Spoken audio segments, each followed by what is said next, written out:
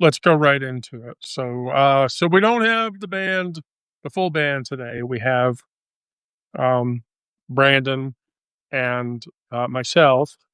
Miranda is dealing with Miranda things this afternoon. So um, it'll just be Brandon and I. And today's topic is going to be on the topic of conversion therapy. Oh, here, Brandon, let me do this. I'm going to send you the text from, and we can onesie twosie this. Onesie twosie. Yeah, onesie twosie. And I'm gonna Substack DM you the text. Oh, okay. Let's see. So that you can sort of dredge that out. There you go. So I'll read the first one and then relay the experience, and then you can go to the next one and relay that experience, and then we can when we're talking about so I'll read the first one, then we can talk about the annihilation issue and the religious weaponization issue, and then I'll let you read the Matthew Scott Montgomery account, which, by the way, I don't know if you know, he was a Disney kid. Matthew Scott Montgomery. Yes. What was he? He was on a Disney Channel show Oh, that was decidedly Christian friendly, and he was going through conversion therapy at the same time. And then I'll read the Ryan one, and then we can talk about the aftermath.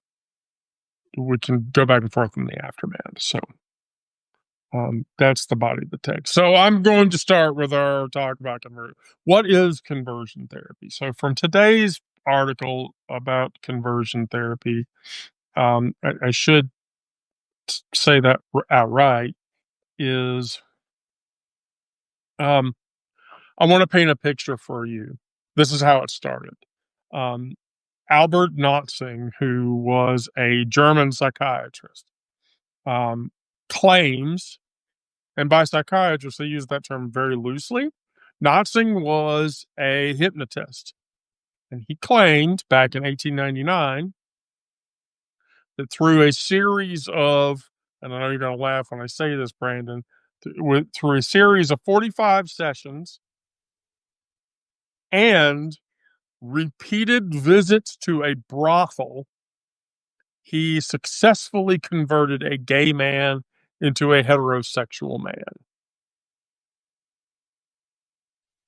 45 visits to a brothel. Well, 45 sessions. Oh, sessions. Oh. With numerous visits to a brothel. Oh, I see. And he made a gay man straight. And that's the birthing of conversion therapy, which is nightmarishly bad. So then Eugene Steineck, who was an endocrinologist in Austria, theorized that homosexual lives in your testicles. Your homosexuality, Brandon, lives inside your testicles. Oh, wow.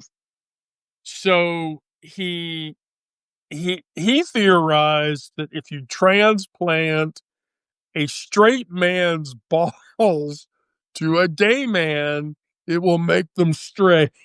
Oh my gosh. What year was this? Early 1900s.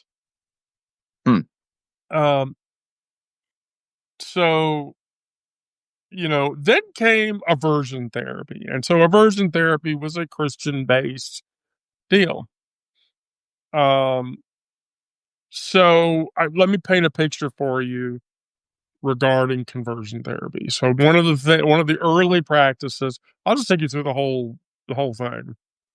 So on the one hand, one of the things that most Christian conversion therapy programs make you do is you show up, you either go to a camp or you're confined to a location where you can't leave until the session is over, which can take days, sometimes weeks. Whoops.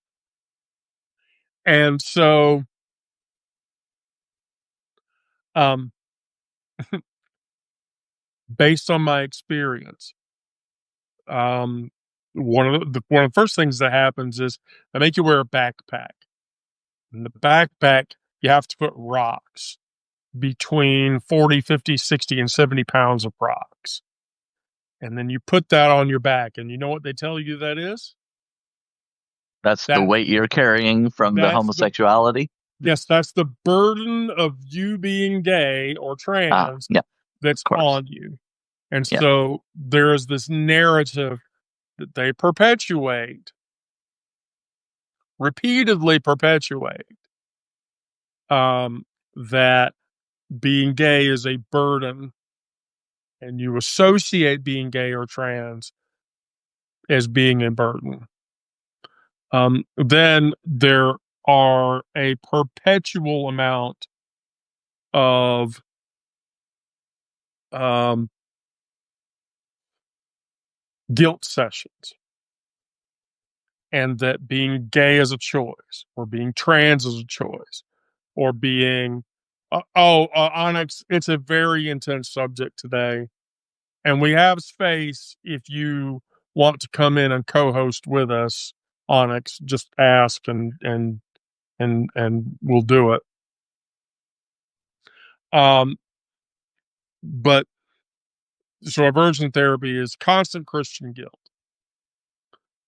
and then again from experience, most involve electroshock therapy. So um, the account from um, the account from Carolyn Mercer, who grew up in the UK, um, they sat her down in a chair that had metal rods born into the armrests, and she had to grab them, and then she was shown heterosexual behavior and homosexual behavior in video streams. And if she became aroused during the homosexual streams, she was immediately shocked. hmm And again, speaking from experience, that shock is not like a mild electrostatic shock. It's a shock that when it hits you, it almost forces you to slide your hands up the bars. And they go like 2.5 feet, in the air from the armrest of the chair you're sitting in. And so the way that Carolyn Mercer describes it, she says, electrodes were soaked in salt water to increase connectivity. Um, you know, and the shock levels that they indicated on her were meant to be painful. Um, and so, and so she describes this experience of, my hands are tied to these poles. So they tied her hands to them. hmm She couldn't pull them away. Um, and whenever there was an arousing experience, it was a shock enough that it immediately caused her to cry. That's how painful we're talking. And it was repeated over and over and over and over and over again. Um, so that is early 60s era, late 60s, early 70s era conversion therapy to So convince you.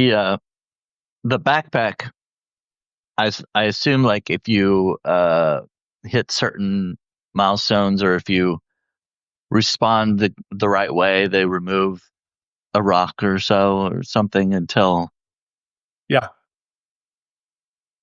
Yeah. Again, speaking from experience, the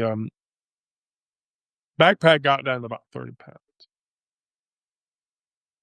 You know, that was that was about the extent of it. And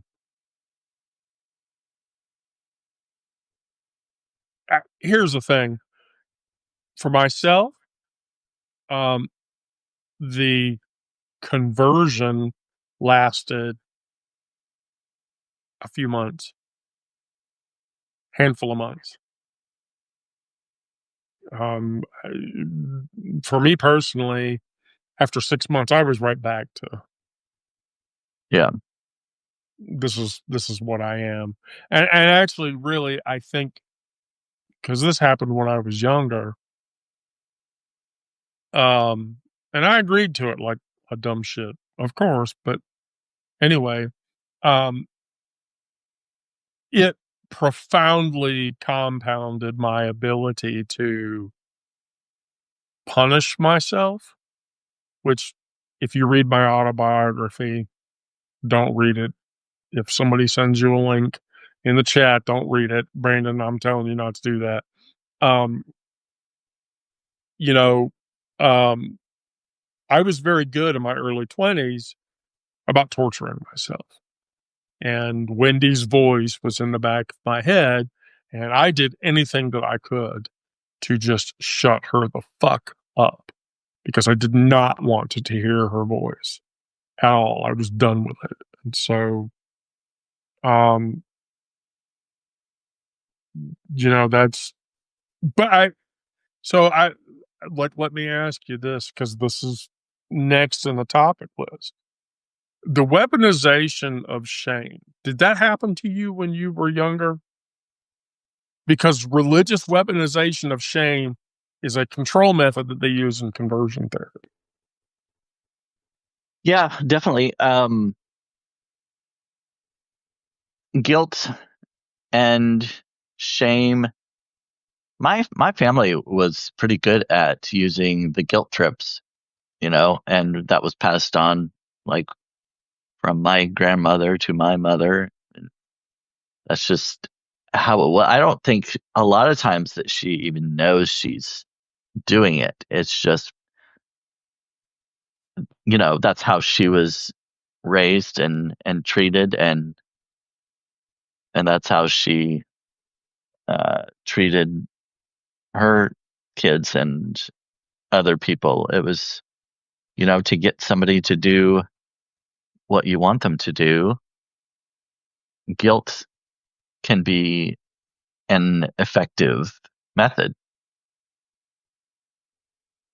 And of course, in the church, guilt and shame were used because talking about sinning, and if you do these things, if you are this way, you will go to hell. If you don't do this, you won't go to heaven. That kind of thing. I never went through conversion therapy. First time I don't know if it's the first time uh, well, it's the first time I ever saw anything about it was that the movie Boy Erased. Oh gosh, that movie.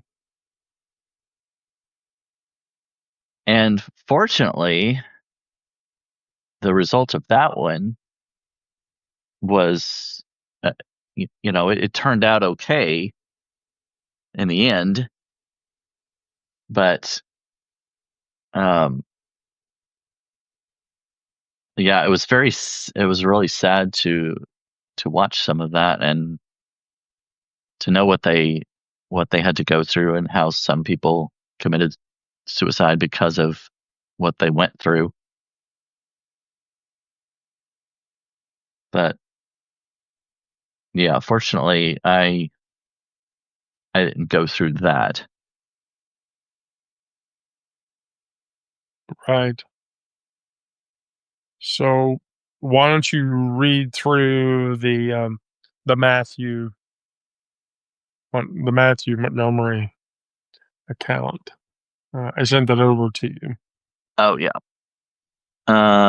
Let's see. How far?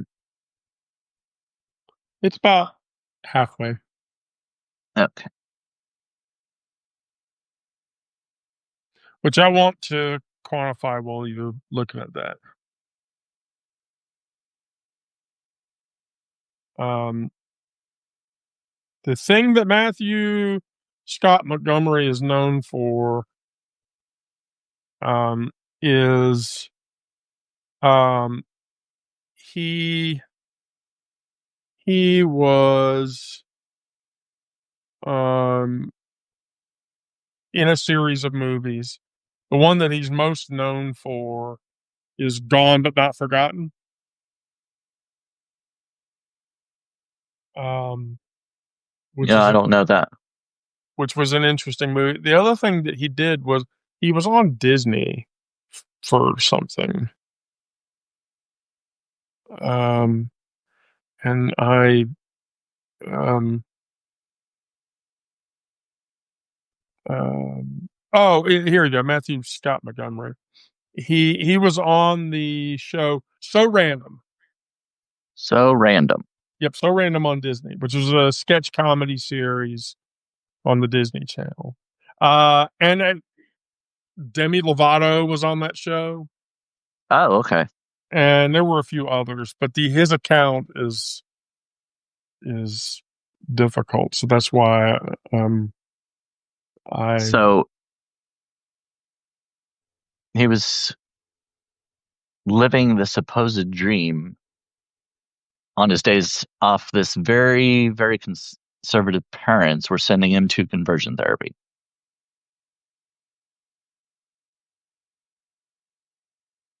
The place his father sent him sold itself with a claim that should make your blood run cold.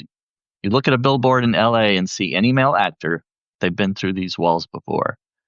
If that's true, and given how many gay men in Hollywood have confirmed similar experiences, it probably is, then we're talking about an entire industry of successful, talented queer people who were tortured before they could achieve their dreams.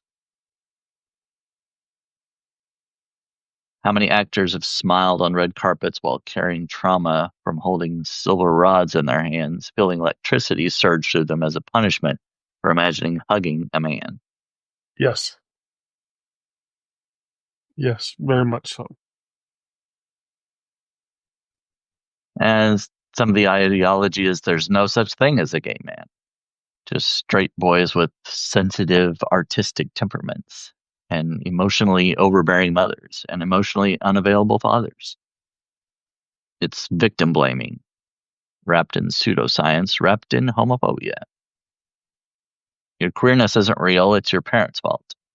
You're not gay, you're damaged. You don't need acceptance, you need fixing. The framework does devastating psychological work. Tells queer people that their identity is a symptom, a malfunction, a wound that hasn't healed.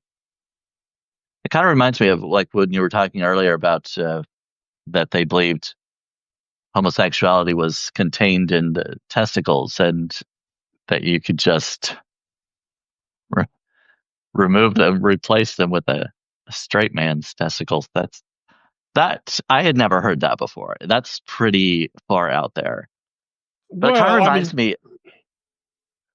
Oh, that go was ahead. early 1900s, so Yeah, I mean there were a lot of kind of crazy theories, I guess, at that time. right. But it's actually not that far removed from what some people believe today. Um, No. because I've heard not too long ago that of the discussion of um, giving sex offenders a a drug that would kind of eliminate their ability to have erection. Kind of castrate, chemical castration. Yes. So here's the deal: spironolactone. So when you're a trans person, Onyx can probably acknowledge this, but spironolactone is a diuretic. And on top of it being a diuretic, it is also a T blocker. And so spironolactone was used to chemically castrate people long before it was ever used as a methodology to block testosterone if you were a male to female transitioning person. As a matter of fact, a very crude form of spironolactone was given to Alan Turing Oh yeah. to stop him from being gay. So chemical castration has been a thing for a while. It's really, and it's scary pseudoscience to say if I block all the, and here was the not the funny thing, but the kind of ironic thing was that in Turing's case, they were blocking all of his testosterone, so he actually developed breasts while he was in prison for being gay. And so, yeah, it's um when I was a psychology major and I had done a couple of practicums, there was uh there was an analysis subject who was a rapist that they'd chemically castrated. And I mean, he had bigger boobs than I do. But when you block here's the thing, uh, not to gross anybody out, but when you go on T blockers, there's a thing that we say in the trans community, and it's called use it or lose it. So if you don't use it, yeah, you'll go into atrophy and you'll stop having those experiences. But if you actively stimulate yourself, chemical castration is not going to stop you from feeling those feelings. Well, it's the feelings don't start in the testicles or in the genitalia. Right? Exactly. That's what I don't understand. I mean, even like I said, even today, it's not that far from the early 1900s. Like people are saying, oh, if we just castrate them. Do you not understand that the feelings begin in your mind? It's it's Desire, so love, and emotion, and feeling, and desire, and sexual attraction, yeah. those are all genetic chemical reactions that happen up here. They don't happen down there. The thing up Yeah. here says, woo! And then the shit downstairs says, oh, okay. People react to things that they don't understand. They hear something like, "Oh yeah, that makes sense," but there's so much about the brain that is still a mystery. But people, I think people react to how they feel rather than, uh, you know, react to something that they don't know about. The unknown is like they're scared of it, and I don't know if I'm making sense right now. I had a train of thought, and I'm kind No, of no, no. There's a fear about that. So we all know who James Dobson is, right? yes, Okay. So Dobson was a progenitor of conversion therapy. yeah, I read that. And so focus on the family in Colorado Springs. Yeah, And so I found an account of a kid, not a kid, found an account of a sister of a teenager who had gone through Dobson's conversion therapy. And the things that I read in the account paralleled many of the things that I understood myself. And um, so they made him at 16 years old carry around a 50-pound backpack with rocks all day long, uh, teaching him that the backpack was the burden of him being gay. Um, and then they forced him and other children to watch heterosexual pornography, Hmm. which was an attempt to deprogram their queer LGBTQIA emotional urges.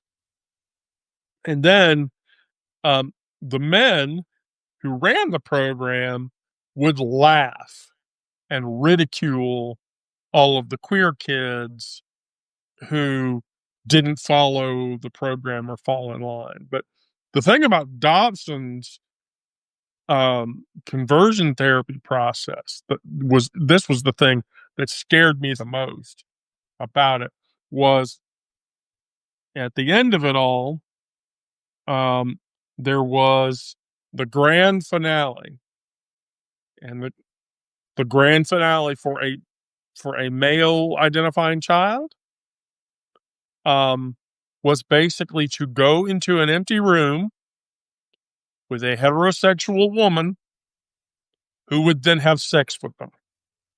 Mm. A 16-year-old did this. And the uber Christian and uber far right wing Dobson approved of this because he thought that would cure somebody of being gay. Now, here's the deal. The sister in the account, because she grew up in a very conservative environment, knew other kids who had gone into a focus on the family camp. And she confirmed that over half of those kids were since dead Mm. from unaliving themselves. And so, now, Nikki, there's not a cure. You can't cure human nature. I don't care what anyone tells you. You just can't. But the creepiest, the even creepiest thing about it is the fact that James Dobson, who contended there was God on earth and all the other far right Christian bullshit, believed that putting a 16-year-old gay boy in a room with a heterosexual woman and forcing that 16-year-old gay boy to have sex with a woman would cure him of being gay. Yeah. No. And so, that layered against the Ryan Robertson account, which was really hard because Ryan Robertson killed himself. And the way his mom talks about it, she tells him, um, you know, you know, when she thinks back, um, during those first years, um, you know, she says to him, "You have to choose between Jesus and your family and homosexuality."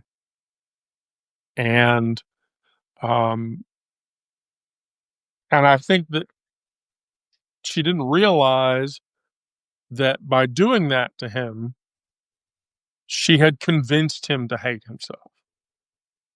Yeah. And so he, with reckless abandon and lack of complete caution in his life, in his later teen years, started abusing drugs, Yeah. ran away, turn into a cocaine addict, turn into a heroin addict. And, you know, it had been like 18 months, almost 2 years, that he was no contact with his family. And then he decided he needed to get clean. And his, like his mother, the way his mother tells the story, we found him. And the person that we saw almost 2 years later was not the person that left. Right. Like he had done so much damage to himself from a drug perspective and from an self-inflicted abuse perspective. Um, he'd lost his teeth, all of that. Um, and so he tried to get clean, and he went into drug recovery and alcohol recovery. Um, and the way she describes it is, she said, I had finally learned how to love my son, and I was happy uh, in that time. And then one evening, in a moment of relapse, her son went out for pizza with his friends, shot up, got a bad batch, and it killed him. And that was the first time that he'd used drugs in months, and it was the last time that he would ever use drugs again, because he died in 2009. And so the very painful thing, and this, I can't watch her account. There's a film about it. Just search for Ryan Robertson. You'll find it. Mm. it it's very painful. She says, we prayed for Jesus to not give us a gay son, and that prayer was answered, because we no longer have a gay son. We have a dead son. And that's wrong. And that hurts. And that's why conversion therapy is so profoundly damaging. Yeah. To people that have to go through it. And now they're trying to bring it back. Yeah. So all signs point to, and so here's how that's being teed up. Let me explain that to you. So, Kaylee Childs is a Right. Christian licensed therapist in Colorado, and she engaged in approached conversion therapy. If she were approached by people who willfully sought out conversion therapy with her, she would provide it. Well, Colorado banned conversion therapy. And she took up a case where she said that me not being able to provide conversion therapy to individuals who seek me for that therapy is a violation of my religion and a violation of my freedom of speech. And that's Yeah. how it got all the way. Yeah, that's how it got all the way the fuck up to SCOTUS. Yeah. The freedom of speech is what I saw in the article that I read. But I also read that it was not that she may not have been the one to initiate this. It was a religious organization. I can't. Oh shoot, I can't remember the name of it. A firm. Can't remember, but there's a conservative religious organization that's kind of using her as their mouthpiece, basically. Right.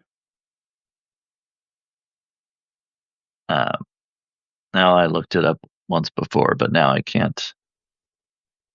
Keep talking. Yeah. Anyway, I read an article by Kenyon KR Byers, and it was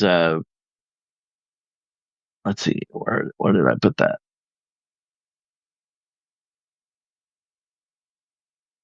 Praying the Gay Away: Why MAGA's Obsession is Pure Depravity. Right. And I talked to him about that last week on a live, about just, about how horrible conversion therapy is and what it's doing to kids and people in general. But yeah, we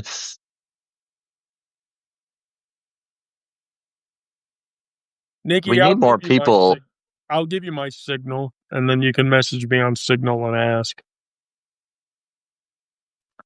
We need more people, especially outside the LGBTQ plus community, to advocate for getting rid of conversion therapy, because Here's the thing. our voices aren't enough. Yeah, here's the thing. There needs to be a larger body of allyship to Yeah, fall outside of that scope to stop all of the initiatives that they push against us. For instance, SCOTUS is here in Colorado's ban this week. Next month, they're going to hear arguments over marriage equality. right. And so we're back to a place where it's discriminatory against us, um, to live and be human beings. I mean, I'm going to Augusta, Georgia in 5 hours. I can't tell you. I'm literally like, okay, I'm going to put on jet black leggings, a pair of slouch boots, and a blouse. And that's as woman as I'm doing in that town, because that town is a very red town. Yeah. That's a very red town. And, the people that live there are not. I mean, even the golfing community, hell, golfing is probably one of the most Republican toxic sports that exist. Um, so yeah.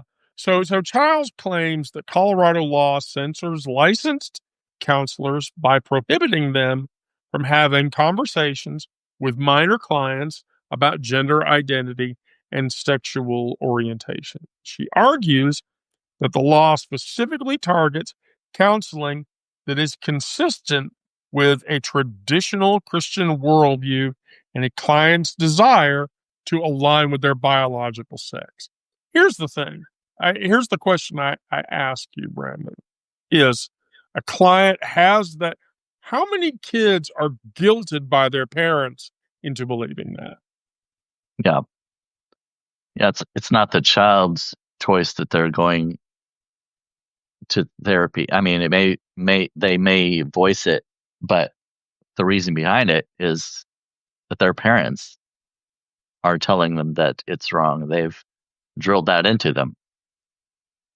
And the American Psychological Association, along with 28 other medical professional organizations, have said that this conversion therapy is dangerous and detrimental. And yet, people's belief,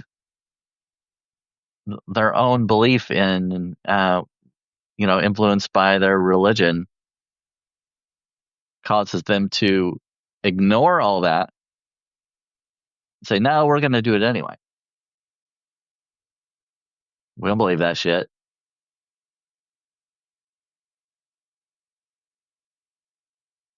It's just it's just crazy how people will ignore all uh, professional advice and just go with whatever they think is right. Well, let me break this down for you. Um, Conversion therapy is antithetical to therapy. It is. Therapy isn't about changing a person's identity. If you're an agoraphobic or you're, um, an emetophobic, or if you're, you know, if you're schizophrenic, um, therapy is about helping people become more authentically themselves, processing trauma, developing coping mechanisms for dealing with issues, and improving overall mental health. From a psychiatric perspective, that's you medicate to help you deal. If you're borderline personality disorder, or you're bipolar, or you're antisocial personality disorder, or you're, any of those things. But at its core, therapy is not about changing your person. Therapy is about acknowledging that you have this issue. I'm going to help you cope with it, and I'm going to improve your mental health. And I want to point out that's the important part. I'm going to improve your mental health. Right. If you go through conversion therapy and conversion therapy shames you and guilts you and drives you to hate yourself, then you are not going to achieve better mental health. It'll make your mental health worse. And so, as a therapist, um, you know, there's an aftermath.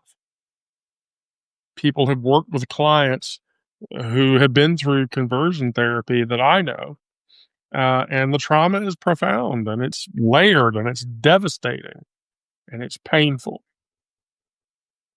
One thing Years of work to undo that damage.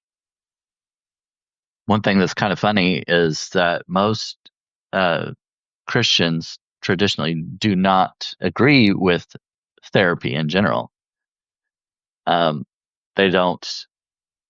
You're not supposed to go to a therapist or a counselor or psychologist to fix any of your problems. All you need to do is pray about it. They now with the um, with the development of like specifically Christian therapy, some of them have kind of consented now. Well, okay, you can go to therapy, but as long as it is a Christian based therapist. But yeah, it's just so funny that conversion therapy is okay, not any other kind of, you don't go to just a regular therapist or psychologist that was indoctrinated with liberal ideology in college, but you can go to conversion therapy or a Christian therapist and be even more screwed up when you get out of that. Um, yeah, that just makes it worse, in my opinion. I hate to say it, but it really does. Um, you know, that comparison is just visceral. Um, I mean, enough for the state of Colorado to ban it to begin with. Yeah. And I think they tried to do it. And they tried to do it in Ohio.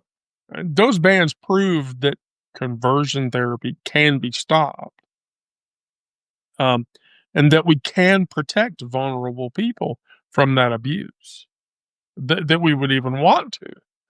Um, but the fact that it's not banned everywhere, that it Right. Yeah, that's remains. what one thing I was just thinking, that it hasn't been. There's still several. I don't remember how many it was. Do you? I can't remember. They're like 20 at least. last count, 28 states where it's legal. Oh, okay. Yeah. By the way, about 25% of those states actually have conversion therapy um, allowances that allow the black van therapy. The what? The black van therapy, you know what that is? I guess not. That you put your child in the program, they show up at your house at 1 a.m. in the morning, they storm your house, they take your child, zip tie their hands, throw them into the back of a van, and off they go, and you don't see your kid for a month. That's not entirely surprising. Texas is infamous for um, therapy camps, as they're called, where literally an abduction team abducts the child, puts them Yeah. through the therapy, and then returns them. Your kid's broken? Okay, we'll kidnap your kid under your watchful eye. Right. We'll fix your kid, and then we'll bring your kid back, and your kid will be okay. I think parents should be charged with kidnapping for that. Even though they're giving their consent, I think there should be some kind of uh, prosecutable case Offense, against them. yeah, Yes. against a parent who does that to their child. Because Yeah. Brandon, I'm just going to say this, and I would like for you to argue with me. Conversion therapy is torture. Yeah. Um, it's not a disagreement about best practices. It's not a debate about treatment methods. It's systemic, psychological, and physical abuse. Uh, and it is a profoundly negative experience. What do you want? What do you want? Well, come here. Hey, I said, come here. Okay, fine, go away. My cat hates me. My cat hates. Like you never see my cat. Psst, psst, psst, psst, psst. Come here. That's right. I don't think I do. I mean, I think you've shown her. Come here, kitty. Is it her or him? Oh, it's a him. Oh, it's a him.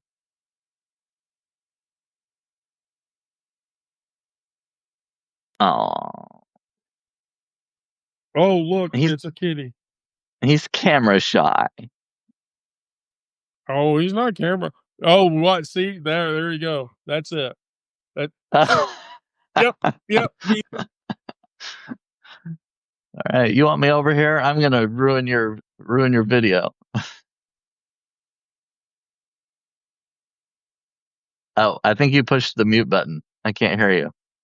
I'm talking in a mute. So, Yeah. um, you know, the smell of conversion therapy is the smell of human rights violation. The sound is people crying and begging and sometimes screaming as they're told that their core identity is sinful and damaging and evil, and the taste is this bitter flavor of self-hatred that is forced fed into a mouth that doesn't really want it. Um, and the feeling is this crushing weight of invalidation. Um, the sharp sting of psychological manipulation paired with the dull ache of prolonged emotional abuse and the overall effect that it has. Um, and I'm just going to say, every day that conversion therapy remains legal in this country is one day too long. Every person that's forced to go through those experiences, um, you know, they really, for if that which thou seekest, thou findest not within thee, thou wilt never find without thee. What was that? What's that from? Um, a sister of my faith, Doreen Valente, who was the mother of modern witchcraft. Oh, mm, For if that which thou seekest, thou findest not within thee, thou wilt never find it without thee. I don't know that you can argue with that. yeah.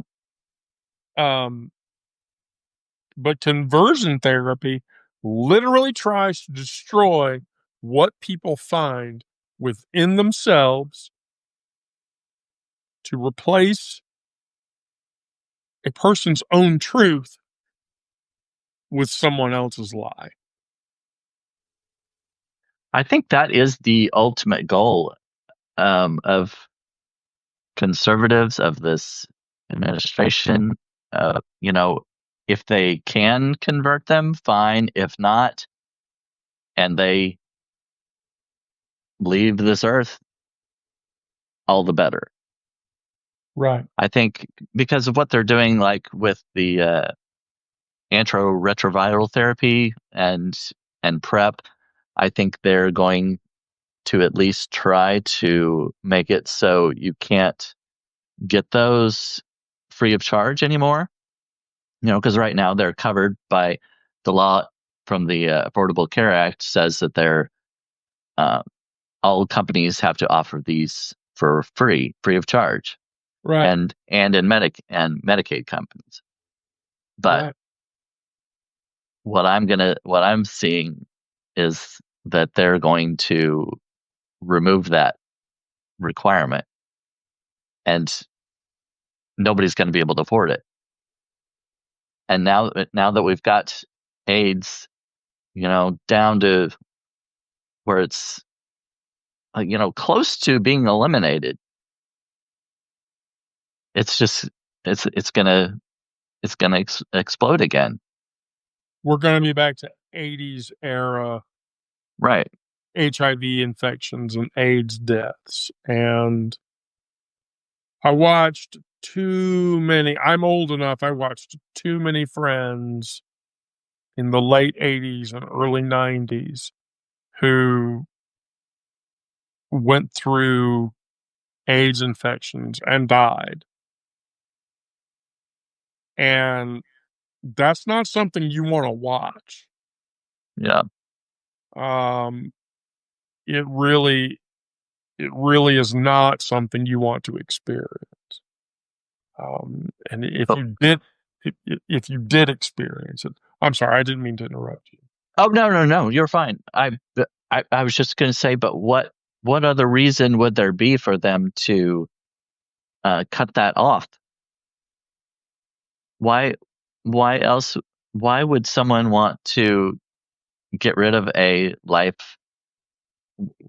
life-saving treatments? So I actually brought that up in the article today Oh yeah. as a sidestep. Let me pose this to you. Um, so Jürgen Habermas, philosopher, wrote about communicative rationality and the power of discourse to reach truth. But the problem is that in this case, the case of preactive retroviral drugs, the case of conversion therapy, the case of marriage equality, the case of queer freedoms. Um, there is no rational discourse to be had with people who believe that torture and death and suffering and pain and anguish and everything else is acceptable as long as it is directed at people they don't like. Yeah. And the only way to fight to protect that those who are vulnerable from the powerful, the authentic from the authoritarian, and the truth from the torturers is through action. So, as I said in today's article, get angry about it. I'm angry Yeah. about it. I stay in an angry state all the fucking time. Support legislation against it. Vote out every shitbird, fuckwad politician that um, says otherwise. Believe when a survivor says, I suffered this. Yeah. I had this pain. I had this experience. Um, listen to trans people like myself when we tell you that um, we need things. I had something happen at work on Wednesday, and I thought this was awesome. I was in a meeting and I was talking about things, and I had a coworker who, like, repeatedly in the chat, misgendered me like 5 times. Mm. And so on the 5th time, I just I was like, look, okay, I'm just gonna correct this person or whatever. And so my lateral coworker, Derek, the meeting's over, we all leave, and then like 4 minutes later, another like 5-minute session pops up, required meeting, like literally not minutes later, shows up. And so I was like, oh, I guess we missed something. All right, cool. I'll join that meeting. And so I still had my hair on or whatever. And so went into that meeting and all the people got in. And Derek was like, look, I want to be very clear about something. And I want everybody to listen.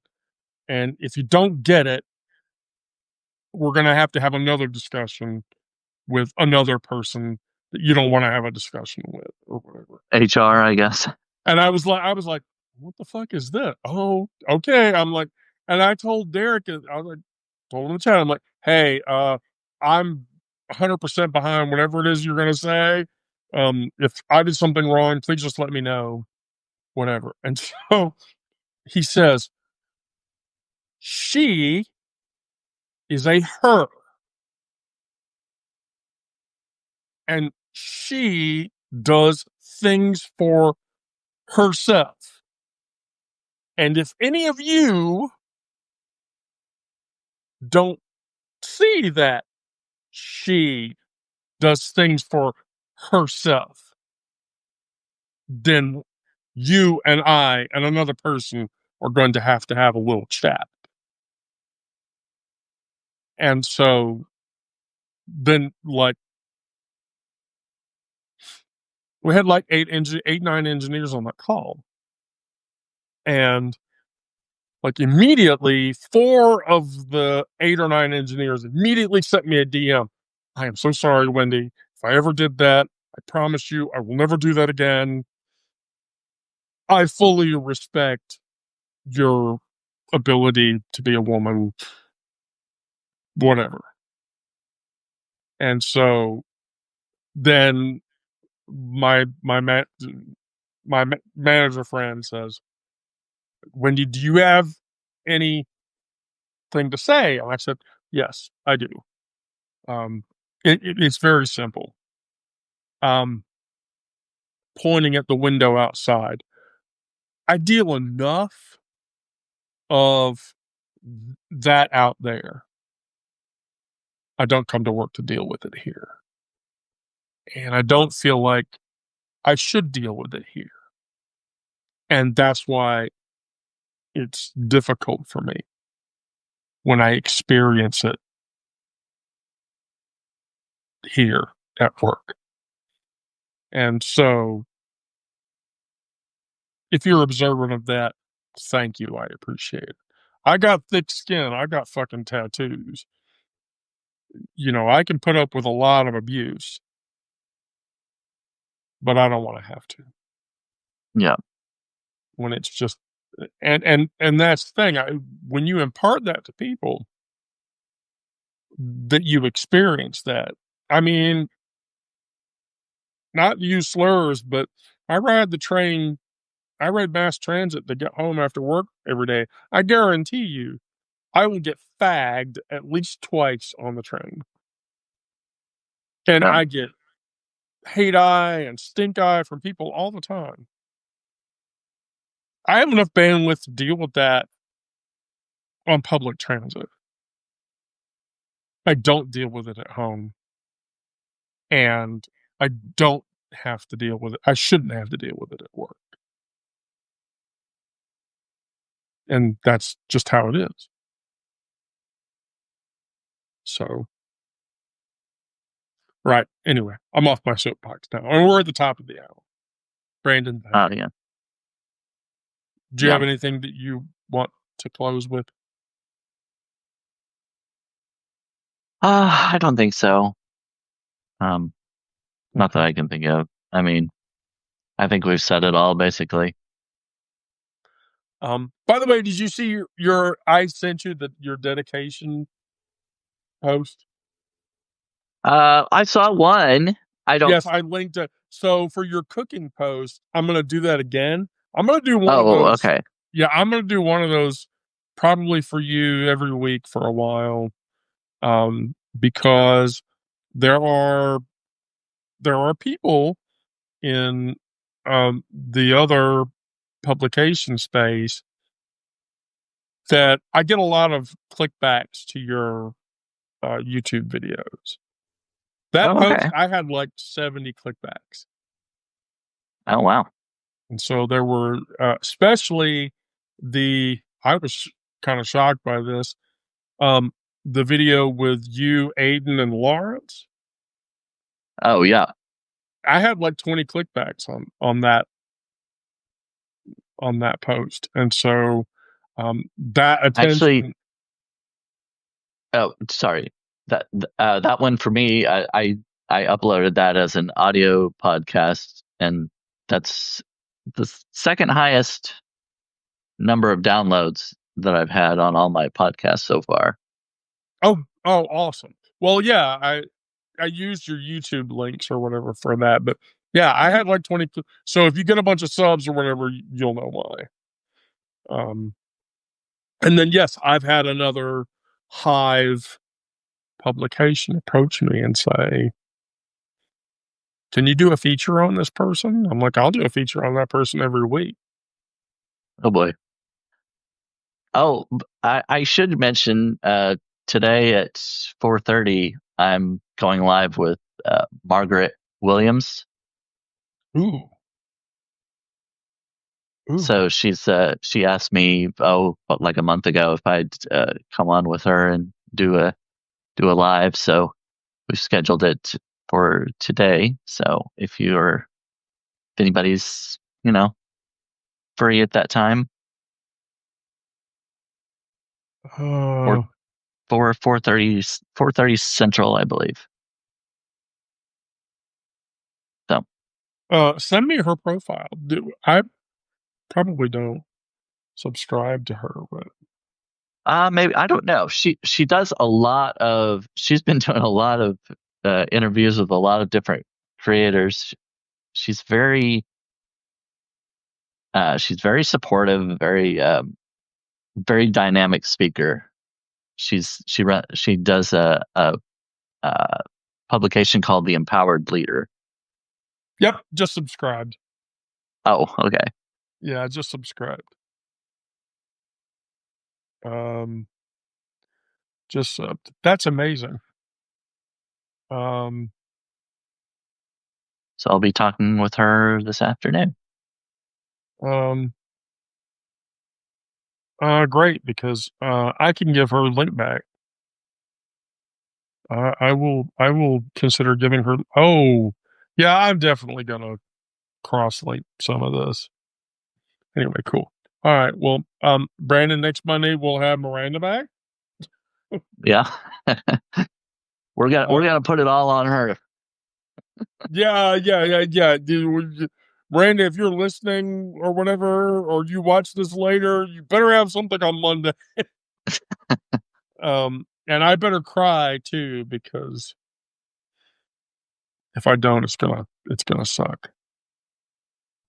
Anyway, Brandon, thank you. Yep. Everyone else that joined, thank you. Karen and Nikki and Yanni and anybody else that I missed. Um, and I will see everybody again on Sunday at 7:45, if not before. Um, Wish me luck because I'm going to a convention this weekend. Yes. Good luck. Break a leg, I guess. I'm not Oh sure. yeah, I mean, I'm not I mean, presenting. that's like a performance, so I guess, Yeah, yeah. I don't know. I'm the spectator. Maybe don't break a leg. You're right. Don't break a leg. I'm the spectator in this activity. Not. Oh, yeah, yeah. Well, have fun spectating. Thank you much, Brandon. Thank you, everybody else.